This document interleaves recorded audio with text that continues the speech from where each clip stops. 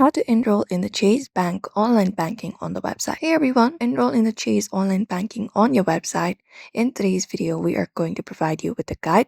So let's just dive right in and get started. So for that, we can just go over and open up a web browser and navigate to chase.com. So you may just go over and search for chase.com, hit go, and you will be taken to this following page here. So once this page appears here, what we can do is we can look out for the sign up option or not enroll option here. So usually in the top right corner, we can find it up. We can just go over and tap on it in order to access this page right here. Now, once you are headed over to this sign in option, you'll be finding this section right here where we need to enter our credentials in order to log in. But since we are not enrolled, what we can do is click on this option called not enrolled, sign up now in the section, tap on it, and then we'll be headed to the next page. So I can just go over and open up that page and we can just go over and log in now. So we can start enrolling. So for that, we need to select what kind of account filter we like to access online, personal, business, commercial. Select one of the options. And once it's done, we have the section for account card or application number. So in this box, you can enter up your account card or application number, enter it up. Right below it, we need to provide in our social security number. Once it is done, we can create up a username here to access our accounts online and even password to reset it. After that is done, you need to answer security questions to protect your account once you tap on the next option.